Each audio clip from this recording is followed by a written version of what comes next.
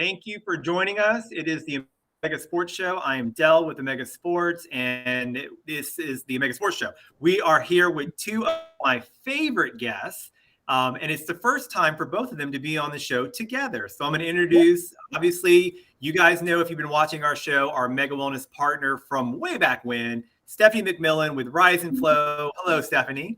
Hey, Del. It's been a while. It's been a while, but I'm excited to be back.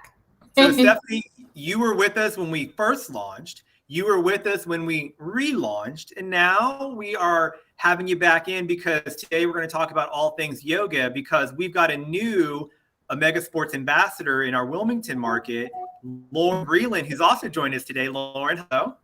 Hello. Hello, everyone. Hi, Stephany. Hi, Del. And ever since I met you, Stephany, or ever since I met you, Lauren, didn't I say, oh, I've got to get you on a show with Stephany? Yes. So here we are, finally. That's right. So, as soon as I met Lauren, Stephany, I was like, immediately, I was like, you got to meet Stephany. You guys, first of all, your passion and your love for yoga is, there's no doubting. And the fact that beyond just yoga, it's like some people do yoga, just the movements, just for the exercise or the stretching, but there's really an adoption to yoga of almost like a lifestyle that both of you really exuded when I met you. So I definitely am excited for you both to be on the show today. And of course, today we'll talk about why you got into yoga, what's going on with your yoga practice, what's going on with, helping others learn, and viewer questions as well that came in, just some basic questions about yoga.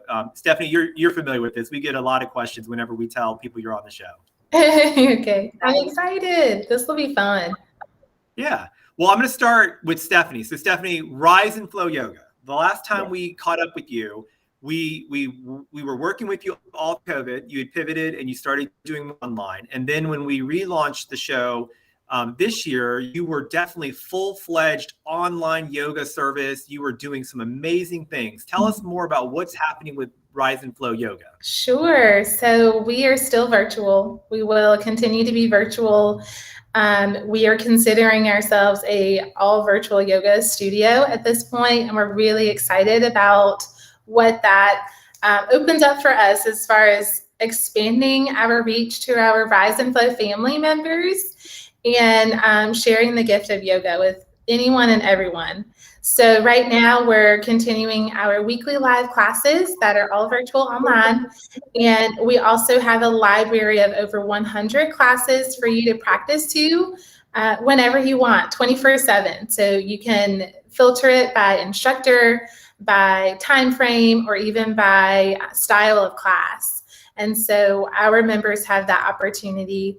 And right now we're doing a 4-week yoga series outdoors at LeBauer Park here in Greensboro, really focusing on mental health. So during the 4-week series, we're providing tips on how to provide ways to heal and cope during this time.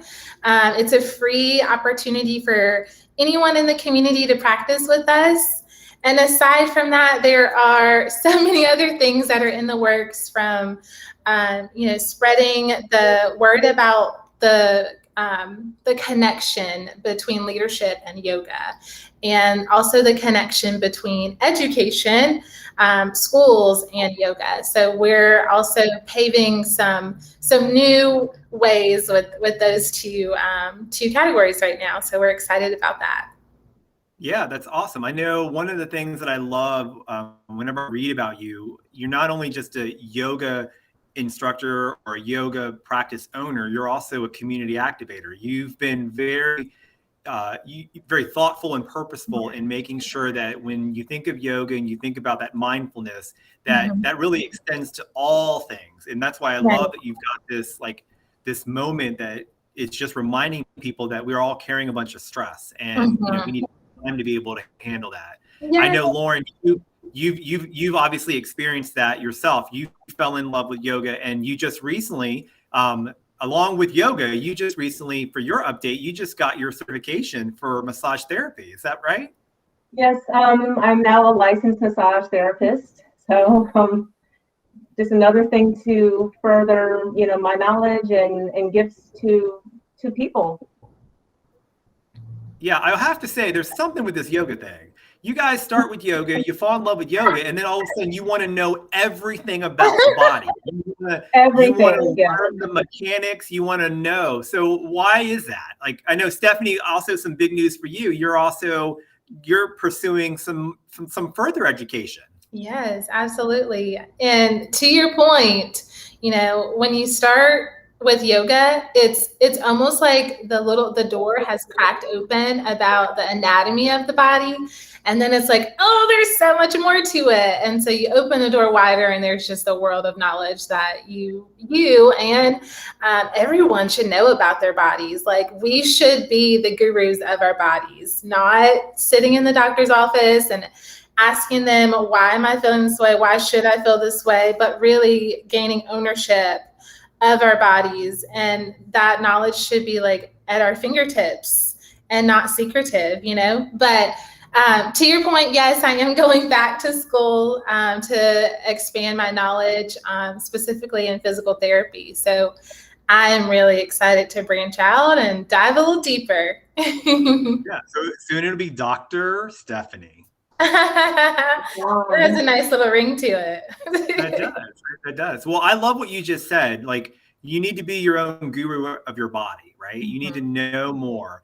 I want to start the why yoga with Lauren real quick, because Lauren, obviously your story you've shared with us recently, being a new ambassador. One of the reasons that we are happy to have you in our ambassadorship is because not only are you an avid runner, but you really do practice what Stephany's talking about. You are the guru of your body.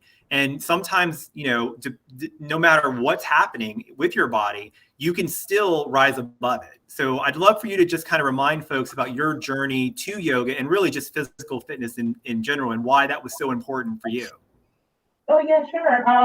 As most people know, I was diagnosed with lupus in 2008 and pretty much left with no path forward. Just a bunch of symptoms, a bunch of issues, aches, pains, and a prescription. But it was really me, like Stephany said, wanting to become the master of my own body, to find out what are the things that trigger me, what are the things that make me feel better. And I just happened to walk past, I used to drive past the studio on my way to work every day when I was living in Morrisville. And it was called the Body Mechanic, and it's still there in Cary. And one day I just walked in. I wondered, what is this about? And I saw it was a guy named Jeff teaching kind of like a power flow yoga class. He calls it dynamic power training because he also incorporates calisthenics and things like that. But it's like a whole body approach to beyond just, your typical asanas that you might see, like if you're watching like a YouTube video. And right away I knew it was something I had to do. I mean, it kicked my butt, like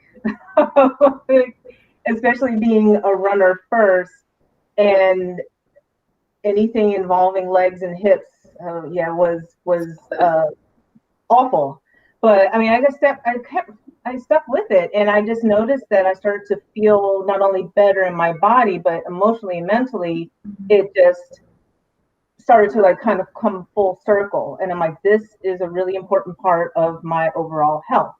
And then once I decided that everybody needed to know what I have just discovered, I'm like, I've got to show this. I got to tell everybody. So that's when I moved to Wilmington, there was not a studio that taught similar styles to what I had fallen in love with. I could find a yin yoga class anywhere, but I'm like, I need something more. And that's how I decided, well, I guess I've got to do it myself.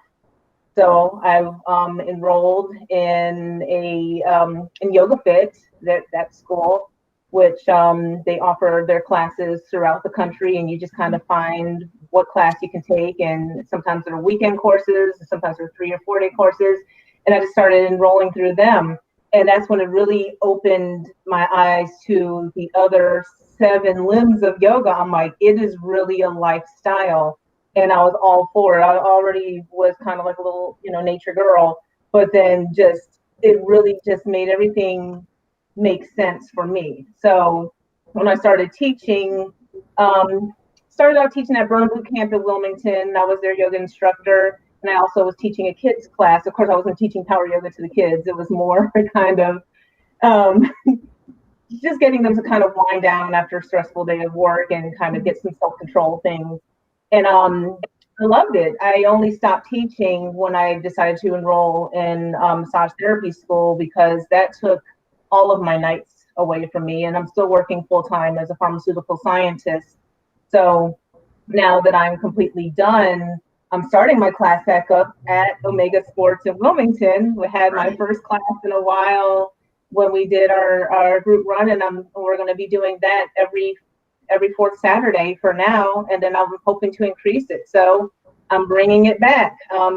It's geared right now towards runners, because we do a 3-mile run, and then we take a little break, have a snack, and then we go and do yoga. So I'm really gearing it towards the runners, especially since marathon season is coming up. No. Yeah, and you're going to be, obviously, you're training for the New York City Marathon. I need to make sure we say that out loud, Stephany. So, Stephany, this is one thing I need you to know. Like, and anyone watching, like, go and check out our Instagram post. Like, when we launched this running group in Wilmington. So, thank you to Lauren. Thank you to another ambassador, Ken, who pulled together this run group. And I know we're going to continue to do it monthly. Yeah. They did a 3-mile run. It was a hot day. It was a hot day, right? And here I am. I'm the guy that shows up with like a fruit bowl and some Chick-fil-A, and I'm just some sweet tea, just saying, you know what, relax, enjoy. You've run 3 miles. I just want you to just enjoy. Lauren's like, we're going to do yoga. And in my head, I thought she was going to do some stretching, right? Like they've exercised, they've run, they put their body through heat, that she was going to just take them through a nice little breathe in, breathe out, just a nice little stretch. And what she did, I was like, oh, she took them through a workout. I mean, I'm talking, they had legs going everywhere. They had body positions happening. She was not joking. The thing is that it goes hand in hand with running or any other sport that you do, because it's like, especially why I love to do it after a run, is your body's already warm, your body's already hot. So it's like you got to keep it going. And now we have a good opportunity to improve our strength and improve our flexibility. Yeah. So yeah, that's why I do it that way. So just to be careful, people, you come to this running class, you definitely are going to have a full, I will feed you, you'll run, and you will definitely get an even better workout with that yoga. But Stephany, like, what do you think about what Lauren said? I love the fact that, just because you get a diagnosis doesn't mean that life stops. It also doesn't mean life gets easier, right? Because along with the fact that you've got things actually happening to your body, you also have that mental stress of like, oh gosh, what do I need to do? And life doesn't stop. You still have to go to work. You still have family responsibilities. You've got relationship responsibilities. And what I heard Lauren say is yoga really became that great outlet that then just, not only was it a physical thing, but it really helped her emotionally and in her mind just kind of really prioritize all the things that are of utmost importance. And then it became more of a lifestyle. Is that similar to what happened with you, Stephany? Yeah, so it goes back to, the thing that I value most, though, mindfulness. And the one thing that we have control over is just that, is being aware and mindful of every inch of our body, internally, externally. And whenever you have control over that, everything else falls into place how it should. But when you lose that control over your peace, over your physical capabilities, over, allowing external stressors to enter your internal body and allowing that to just sit and be super heavy and a burden for you, that's when things can go south. And so I totally agree with that. It is essential to just be mindful of all of that so that you personally can be at peace, and then those around you can also be at peace too. I agree. Yeah, and your personal story, I know you've shared with us before. You started with, it was a head trauma. You were in sports and you had a head trauma, and you knew your body wasn't healing the way that it probably could naturally. So you took the power in your own hands to kind of help yourself. Yes, yeah. And for those that do suffer like a traumatic brain injury, for me personally, it was a severe concussion. And, the mental illness or the mental challenges that can come with that, depression and, anxiety surfacing, those things can eat at you. Even more than, eating bad, eating crazy food can eat at you, anxiety can eat at you, even worse. And for me, it was a choice. Do I want to live a happy life? Do I want to, continue to be the real Stephany, or do I want the trauma to consume me? And so it was a difficult and disciplined choice, but that was what I wanted to do. And happiness looks good on people. It really does. For the skeptics out there, I mean, it can be easy to see yoga as this very airy kind of like everyone's happy, but it might not be real. But when you really start to know people who practice yoga, and especially, like you guys, where you've taken it so seriously that you've made it part of your professional lifestyle, it's really genuine. I mean, it really does affect you, and it just exudes from you. Mm-hmm. Absolutely. And I want to mention also, there's a lot of Instagram yogis out there, and I am one of them sometimes, where you pull up a beautiful yoga account and you see this 100-pound woman, and she is balancing on 2 fingers, and then it looks like she's completely serene. And people think, well, that's yoga. That's Instagram. So I just wanted to put it out there, because a lot of people say that to me. They're like, well, I've never considered yoga because I look at that and it's intimidating. And I said, just try it.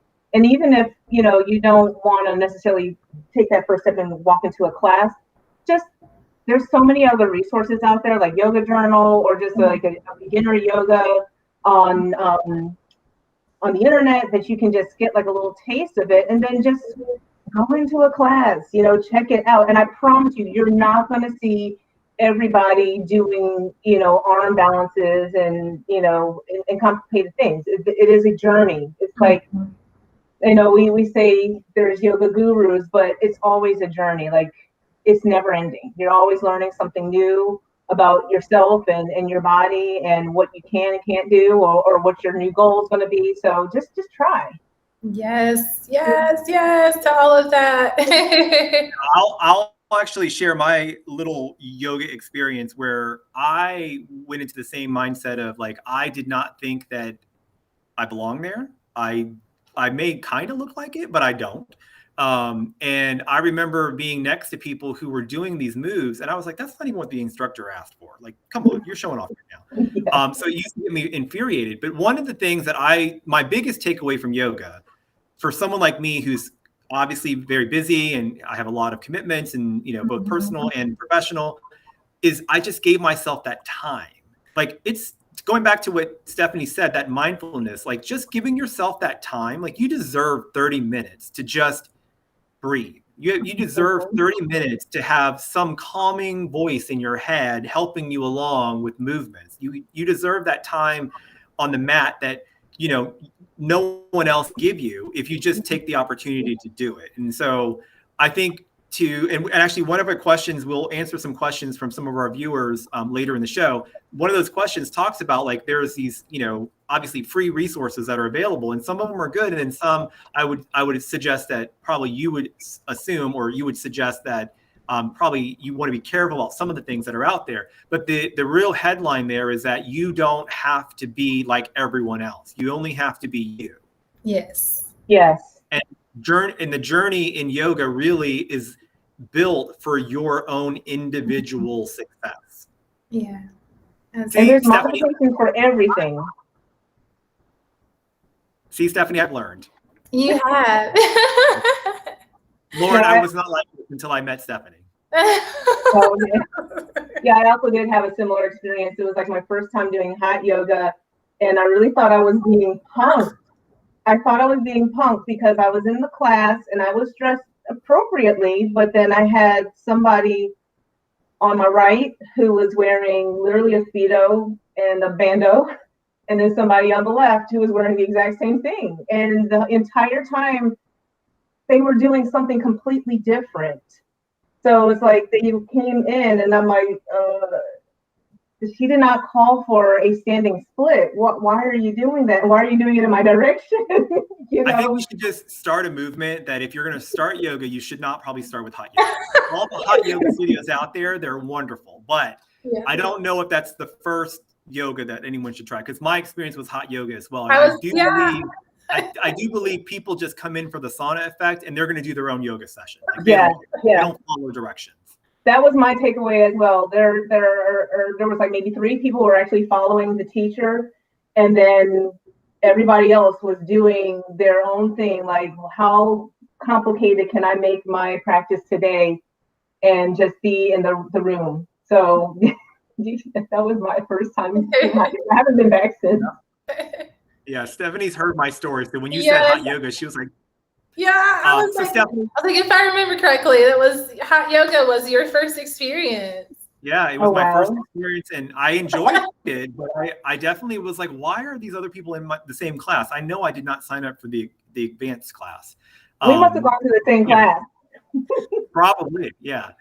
So Stephanie, like, let's talk about that. You obviously having your own practice, you know, folks that are interested in taking that first step, like help us get mindful on what are the things that we need to consider. What are the misconceptions we need to drop? And what do we need to do to like empower ourselves to just go and do it? Like, I know one of the things that people always say is like, well, I don't want to pay the money. Like, I don't want to spend a lot of money. Well, you know, one of those things is like, well, are you worth it? You know what I mean? Is it worth you to go through that? So what are some of the things that you would normally say to people who say, I don't have time, or yoga's not for me. I'm not into things like that. What are some of the objections that you've heard, and how do you tend to overcome them? Yeah, so I'll narrow it down to 3. The top 3 things would be, number 1, I get asked all of the time, what does your yoga look like? I want to look like that. And I'm like, actually, you don't. And then so I kind of reframe it. You know, yoga is very preferential, and it is all about today. So what happened yesterday in your body on the yoga mat may not even happen on the yoga mat today. And what you're looking forward to tomorrow has no purpose on the yoga mat right now. So being super present and understanding that whoever you are completely today is who the mat is seeking. It's not who you want to be, where you've been. It is being super present on the mat just for today. And just for today is all that you need. Just right now is all that you need. And understanding that my yoga practice will not look like yours. I've been practicing for quite some time, and sometimes 2 to 3 times a day. So my practice looks very different. And they ask, should I be super flexible? No, you don't have to be flexible. And some days you may laugh on your mat. You may smile. You may cry. Some days you may want to be super silent, and you may not want that engagement. You may want to detach or attach to whatever your needs are for that day. So really understanding, what do I need today to bring my whole self to the mat? So that's number 1. Number 2, people ask, you know, how much time do I need to practice? So our virtual classes are 30 minutes and 45 minutes. But if you are pressed for time, all that you need to know is, as long as you have taken time out of your day to simply breathe and pause and check in with your body, you have done enough. And if that is all that you can do today, then that is enough. Whether it's 1 minute, 5 minutes, or more, never giving yourself that boundary of, if I don't get 15 minutes in today, I haven't succeeded. We're not looking for checking off, you know, how much time we have spent doing yoga. That's not the goal. And then just honoring your body and what you need. How my downward dog will look in my body is going to look different in your body. Honor the width and depth of your hips. Honor your shoulders. Honor your belly. Sometimes we need to move things around, and that's fine. There's no judgment here. but really honoring how it looks and feels in your body today, because it will never mirror anyone else around you. It is just for you. So that typically sums up the beginning, and then it gives them some grace to start, because we all need lots of grace.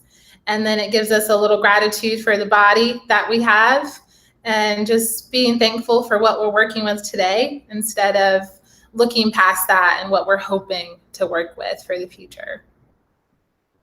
And I'll just add one thing that I've gotten a lot as well is, well, I'm really not into that whole spiritual side of it. Are there going to be chants and things like that?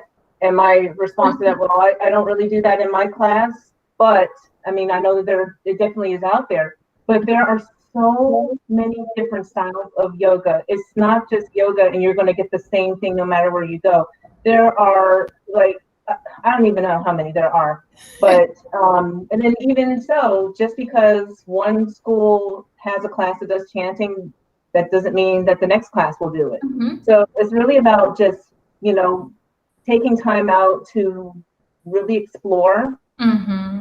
Just because you go to one class and one teacher and it didn't really, didn't really suit your needs, don't give up on it. Try another teacher, try another class, try another school. Mm-hmm. And, Google is a very good tool. So if you're like, okay, well, what is Hatha yoga, or what is, a Bikram, you can just, check it out on the computer and then say, oh, maybe that looks good, or maybe I want to try something else. But there's just there is a yoga for every person, and every body is a yoga body, it's amazing. Something for everybody. Yeah, and what I love about the fact that you guys are a great representation of grace is a perfect word for Stephany. And overcoming any obstacles, I think that kind of widens the scope for people, because I think when you think of yoga traditionally, you might think of just very insular, like very particular type of folks that are enthusiasts about it. But really, if you do your research, you'll find that there's kindness and grace and wonderful teachers that are out there that are willing to take the time to really help you find your space on the mat. Yes. Yeah, I used to call it dating the yoga studios in your community. There you go. Because sometimes the first date doesn't work well. It takes a few. That's right. Who invited these people? All right, well, guys, we're going to go ahead and take some questions now, because we had some yoga questions. As you know, there's always a bunch of questions when it comes to anytime we have Stephany on the show. There's always some yoga questions that come in. So we're going to look at Stacy in Greensboro. What's a good way to track your yoga progress to take on more intense yoga moves? So, Stephany, I know in the past we've talked about this, where people feel like there's some finish line to yoga, right? Like there's all these different levels, and you can't just take yoga. You got to be a guru, right? So help Stephany help Stacy understand, like, what's a good measuring of, like, tracking your progress? What should one be looking for? So it's going to kind of do like a wraparound to this, but remember that yoga is a journey, like we have mentioned, right? There is no finish line. Every single day, your body is going to show up differently. So in order to, mentally, if you're really looking to take note of your progress, honor your needs and remember that support, modifications, and props are accessible. Intense yoga isn't really, in my eye, it doesn't have to be intense. You want your yoga practice to be wholesome. So you want there to be a physical and mindful aspect to it. But remembering that it is okay to have props. I use pillows, blocks, straps, bolsters, the wall. I use the wall a lot. I use a chair. I also incorporate like a footstool. And I've been doing yoga for a long time. But I am always okay to incorporate props to support my practice, because I'd rather create strength in areas of support in areas where I can continue to grow rather than force or push the needle further than my body is willing to go. So I think progress is really day by day, and there is no finish line. It is a journey. Remember that supportive props are okay to have. And also pay attention to how you feel as you're in, say if your goal is to, do a front split. Well, I'm just throwing that one out there. Yeah. And you can only go, like here. Just take note of how you're feeling when you're right there. And then maybe in a month or so, see if it's right there is a little bit easier to go to. That's not saying that you have to just you have to have a finish line. Like Stephany was saying, there is no finish line. Mm-hmm. And don't ever feel like you have to be at a certain level or at a certain point at a certain date. It is, as she says, it can vary day by day. One day I might be able to go a little further. The next day I might have to hold off a little bit. But then maybe 2 weeks from now, I can go just a half centimeter further and I don't feel like it was too tough. I think that is a good way to measure. It's really it's really personal. Yes. Yeah. I remember a couple of shows ago, Stephany, you gave a great example that I love because I remember being the guy that's like, I got to do a handstand. I got to get to a handstand. I got to be able to stand up. And you simply answered the question. You were like, well, if you bend over and your body doesn't naturally want to go up, your body's probably not ready for it. So don't try to. And I just remember thinking, that's really listening to your body. That's what you've been talking about, like listening to your body. And if your core doesn't naturally want to flow into that position, then you're not quite there yet. Don't push it. You can get there. You have to do a little bit more training. I just love that answer. And I remember thinking, okay, here I am thinking after 2 classes, I should be able to do a handstand. I'm so glad you remember that. That makes me so happy because a lot of the things you do in yoga is a chain reaction. And so it's that core working to either lift or pull or hinge. And, whenever we're lacking in strength or, of ability in a particular area, forcing it does, the opposite. But allowing it to naturally lift, that's when you're ready. That's your body will literally tell you when you're ready. Go Dale! I'm still working. All right, let's go to the next question. All right, Tom. So Tom in Raleigh, how much rest do you need in between yoga classes? Oh, this is a good question. Mm-hmm. How much rest do you need between yoga classes?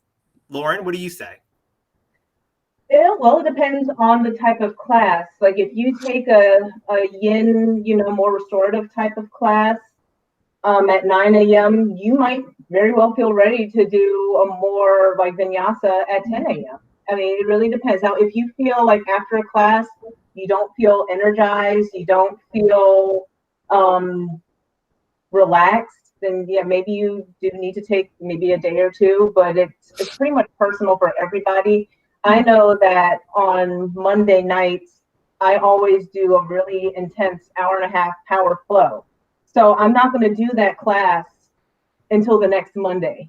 On Wednesday, I'm going to take a different class just to kind of activate some different muscles or focus a little more on relaxation. But I don't know if there's really a magic formula on how much rest you need. It's once again, all yoga is about your personal journey and how do you feel? Do you feel ready that you can take another class the next day? Go ahead and try it. Doesn't mean that you have to go as intense or as hard. There's, like Stephany said, there's modifications, there's props you can use. Mm-hmm. If you feel you come out of the class and you feel great, go for it. And if you come out of the class and you're like, oh my goodness, that was tough, I really need to dial it back a day or two, then that is perfectly fine too. Mm-hmm. Yeah, and Stephany, would you say the same thing? I mean, I think the key here is that rest is very good, and rest can be in various forms. You don't have to completely just stop. Mm-hmm. You could also just modify. Absolutely. And also remember there are different forms of movement that we enjoy. So if, you can alternate, if you enjoy running or doing HIIT high intensity interval workouts, you can also supplement those workouts with yoga. And that could be your form of rest from the more high intensity workouts.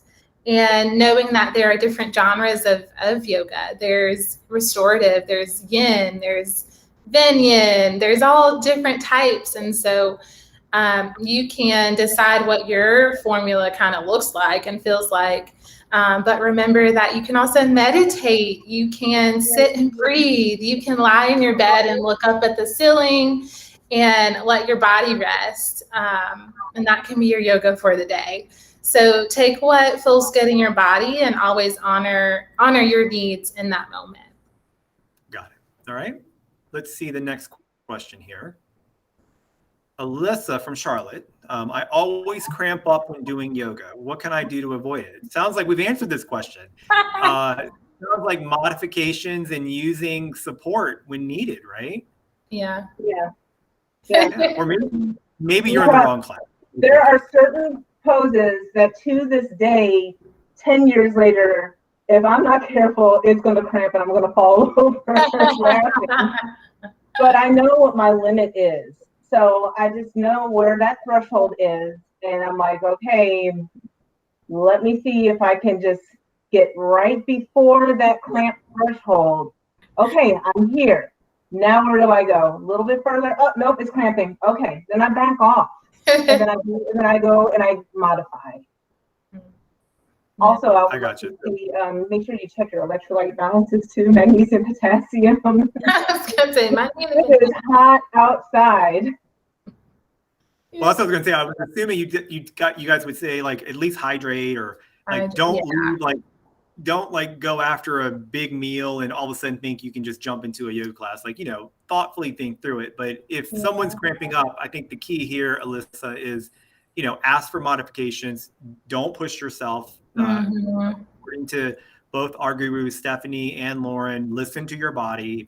If you think cramps are about to happen, just you take that pause, just slow down and breathe. And use props.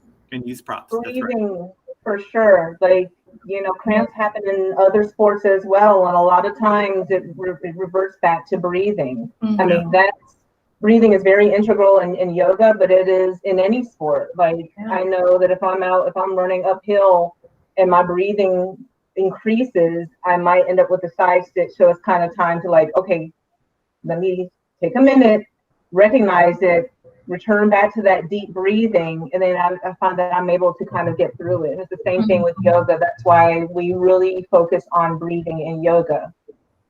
Yes. Yeah, that's a great point. Great point. All right, next question. Got a couple more. Sarah from Raleigh.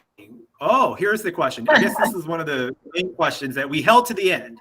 Why should someone pay for online yoga when I can access free classes on the internet? I'm gonna let Stephany take this one because I think, Stephany, we teed this question up really for you because obviously we would love your insights on this.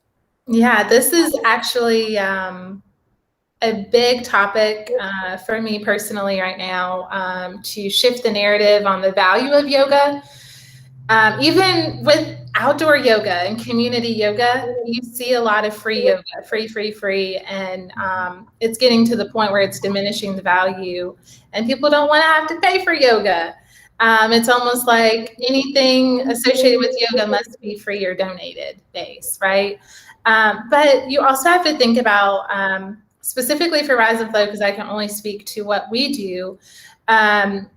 With our virtual classes, it's not just enter the virtual room. You can turn your camera on or off, but it's not you join and then you just take the class. We acknowledge your name. We acknowledge how your day is going. We have a question to open up the class and have conversation. Then we have our yoga practice. And then at the end of our class, we do have community conversation to close out because we value connection. And creating a yoga class that is for the person watching is so valuable. But also for the yoga instructors who are leading you, Rise and Flow has 5 total yoga instructors, and we are highly qualified, from the degrees that we hold to the additional certifications that we hold in addition to our yoga certifications. So you aren't only paying for the yoga class to create peace and wellness in your life, but you're also valuing the people who are leading you. And we're not only leading you virtually, but we're also leading the charge for change in our community. And so in order to continue to do that, we need to value the work that we do. And so it is important to find a yoga instructor that fits your needs. And when you do, honor and value them, and know that they have taken time to train. They have taken time to adapt to the new virtual culture that we're in. And we have also taken the time to prepare. We're also mental health first aid certified. So we make sure that we are completely prepared for whoever comes into our corner. So you're paying for the value of all of that we're providing you. We have bodies and minds that we're holding in our little hands. And we want to make sure that we take care of every single person that comes in our door. I also want to add that when I'm taking a virtual class, you get feedback that you're not going to get on a pre-recorded, YouTube video. Mm-hmm. If I'm in improper form, my instructor he's gonna call me out. He's gonna say, "Can possible?" And I'm like, "Oh," he saw me. He's like, "I saw that." He said, "Next time we do this, I want to make sure that you gaze up past your armpit. I don't want you looking down." Mm-hmm. And that's, feedback that you can get to further your practice that you won't get on a pre-recorded class. Absolutely. So that's why, it's a good value. Yeah. I think, Stephany, Lauren, you both just answered that beautifully. And I think it's important to remind people that, you guys are doing this because you believe in the body of work of yoga and yoga practice, but mm-hmm. you're also bringing a lot to the table. And, asking someone to pay for a virtual class is no different than asking them to come into your studio. Yeah. Just because things are virtual these days is not to benefit you to not pay. It's really to benefit there's an ability that you didn't have to waste your gas to go mm-hmm. to a location. You maybe are worried about safety concerns. You don't want to be in rooms with other people, or maybe you're shy and you don't want to, put yourself out there. Well, all of that boils up into, well, how much is this worth to you? And I think you make a very good point, Stephany, that there is a diminishing effect when now the world has flipped and everyone knows how to use a Zoom, or everyone knows how to do streaming, that we do these free things, and we have to get back to supporting local. We have to get back to supporting experts. And, it's not that if we really, and I mean, I'm putting me in the category as if I train yoga, but people who are in a profession that have now pivoted into virtual, charged what it took to have a producer, have lighting, have internet service. These classes would cost even more than you would leave in a studio. So being virtual doesn't, just because it's more accessible, doesn't mean that it is less valuable. Right. And I think that is a very good point. I know the person who asked this question had the right intention for that. Yes. It really opened up this dialogue on, we don't need to shock and awe and scare people and tell them that you should be very careful about looking at free stuff. It's there for you to get a taste. But really what we want is we want you to fall in love with the intention of yoga, so that you can find someone that you feel very comfortable with. Right. And if you feel comfortable with them, you should be able to be willing to support them. Yes. That's my take. Yes, Dale. Yes, Dale. Yes. Yeah. Okay, so I think we'll end it with that question, because I think that was a very powerful one, and I loved both of your answers. I want to remind people that if you are looking for free connections, you can easily go to Instagram and you can follow Rise and Flow at Rise and Flow _. I think it's _ yoga now. Is that right? Rise and Flow _ Oh, just _ Okay. Just Rise and Flow. So on your Instagram, you share a lot of great insights. You talk about mindfulness. You talk about all of those wonderful things. And then, of course, we encourage folks to also follow you online as well. And that's where they can participate in, very affordable online virtual classes that you get a lot more for what the cost is. And then, of course, you do community opportunities as well if they happen to be local in Greensboro. But definitely, I think we have a world of connection, that there's enough free stuff out there that you can connect for free.